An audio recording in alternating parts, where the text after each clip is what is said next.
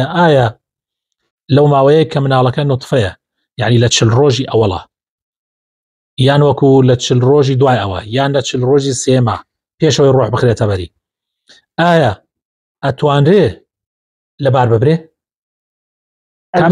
کابرا ئەڵێ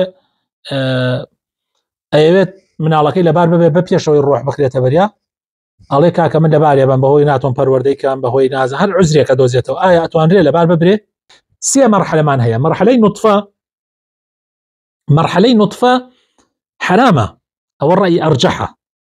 مەرحەلەی نوتفە حرامە، بەڵام حرامیەکەی وەکو حرامی ئەو کاتەنە کە گیان دروستە بێ لە مەرحەلەی دووەم و دوای مەرحەلەی دووەم کە مەرحەلەی عەلەقەیە کە ئەبێتە یواشەوە مەگەر ناڵێ نەدەمەوە ڕۆژ تقریبەن ئیتر جەستەی ئەندامەکانی بۆ دروستە بێ، ئەو کاتە مەرحەلەکە خەتەرترە، حرامەکە زۆرترە ئەگەر ئەو کاتە لەبار ببرێ.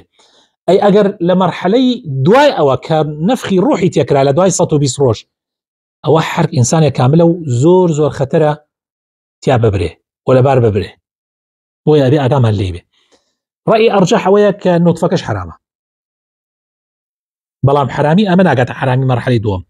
حرامی مەرحەلەی دووەمیش زیاتر لە یەکەم، بەڵام ئەم دوانە ناگاتە حرامی دوای نەفخی ڕوح.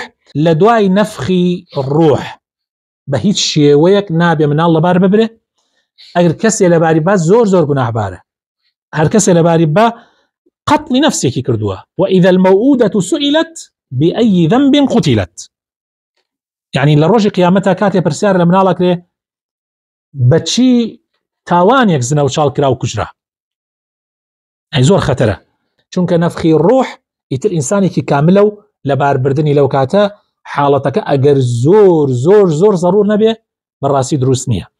زۆر زۆر ضروریش ئەویش ئەبێ لجنەیەکی فتوە لە عولەمای طب و لە عولەمای شریعەت کۆ ببنەوە فتوا بدەن لەسەری کەوا ئەم مناڵە ئەبێ لەبار ببرێ لەبەرەوەی خەتەرێکی زۆر گەورە و لە سەتاسەد هەیە لەسەر دایکەکەی.